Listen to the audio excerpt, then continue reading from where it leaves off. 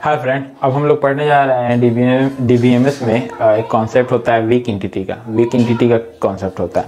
तो weak entity समझने से पहले हम लोग समझ लेते हैं कि की एट्रीब्यूट क्या होता है। जैसे हम लोगों को पता है जो हमारा सेट होता है एंटिटी का, ये मान लीजिए एंटिटी का सेट होता है। इसमें क्या होता है, बहुत सारी एंटिटीज़ होती हैं, बहुत सारी एंटिटीज़ होती हैं। तो हम सारे एंटिटीज़ में कैसे पहचानेंगे कि सारा एंटिटीज़ हमारा डिफरेंट है। एंटिटीज क्या होता है हमारा, जैसे अगर हमारा कोई एम्प्लॉय है, एम्प्लॉय का नाम होगा, एम्प्लॉय का एज होगा, एम्प्लॉय का और भी बहुत सारा एट्रीब्यूट होगा। तो क्या कौन सा एट्रीब्यूट ऐसा हो, कौन सा एट्रीब्यूट की मदद से हम सारे एंटिटीज को, बहुत सारे जो एंटिटीज में एंटिटी सेट है उसको हम क्या क्या डिस्टिंग्विश कर सकें, मतलब अंतर उसमें पैदा कर सकें, मतलब उनको यूनिक बना सकें। कैसे हम करेंगे? नाम में भी किसी का सेम हो सकता है, दो राहुल हो सकता है, कंपनी में दो नाम के राहुल हो सकते हैं।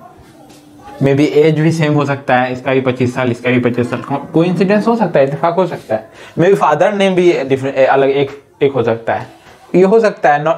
मान लीजिए हो गया, तो ये सारी चीज़ें तो एम्प्लॉय को अलग नहीं बना सकती ना।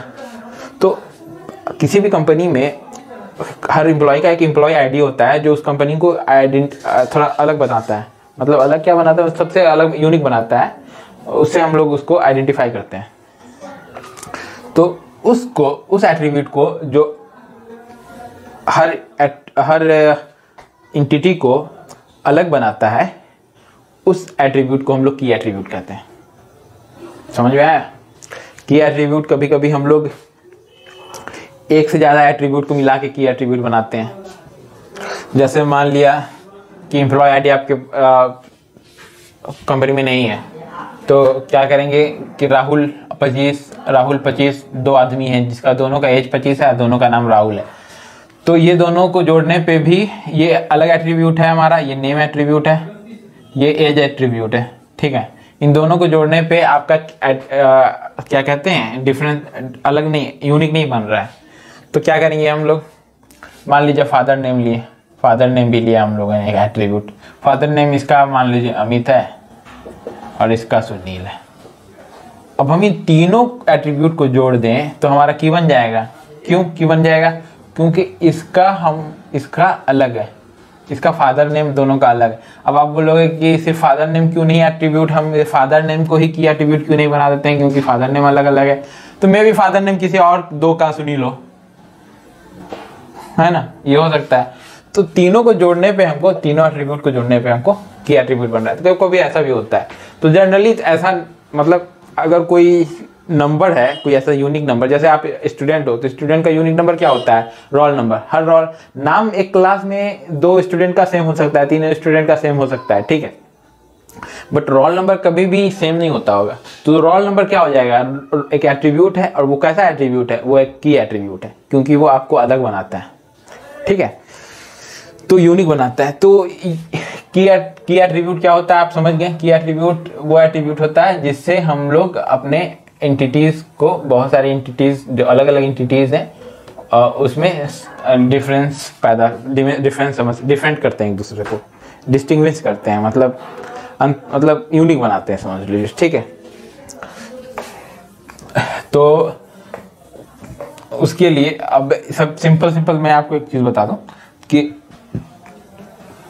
जो हमारा, ये मान लीजिए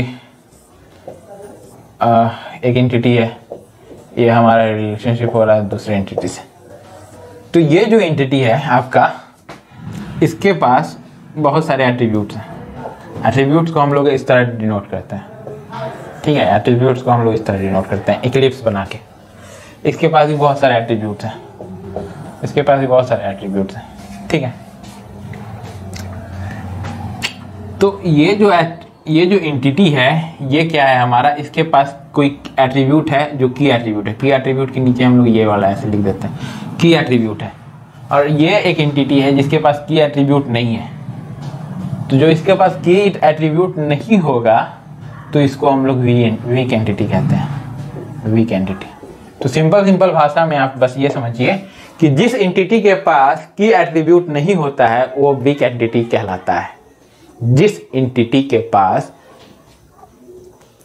की एट्रीब्यूट नहीं होता है वो वीक एंटिटी कहलाता है, और जिस एंटिटी के पास की एट्रीब्यूट होता है वो स्ट्रॉन्ग एंटिटी कहलाता है।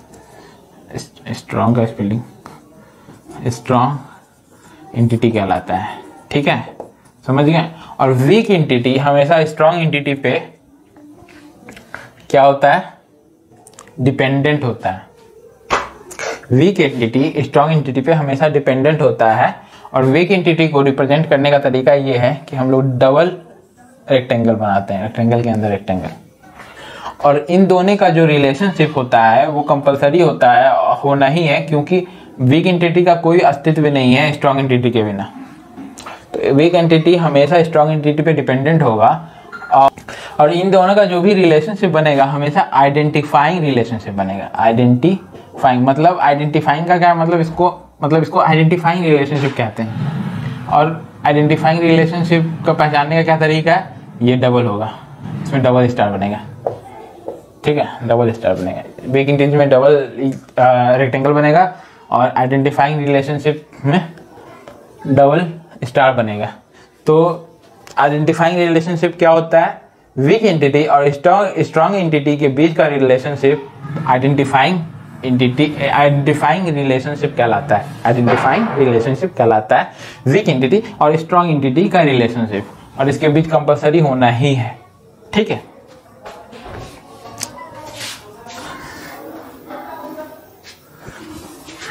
और वीक एंटिटी का हमेशा टोटल पार्टिसिपेशन होना ज़रूरी है इन रिलेशनशिप में, इस रिलेशनशिप में तो हमेशा टोटल पार्टिसिपेशन होना ज़रूरी है। तो आप समझ गए होंगे कि वीक एंटिटी क्या होता है। वीक एंटिटी बस यही होता है जिसमें की एट्रीब्यूट नहीं होता है, बस, और कुछ समझने की ज़रूरत नहीं है। ठीक है, थैंक यू।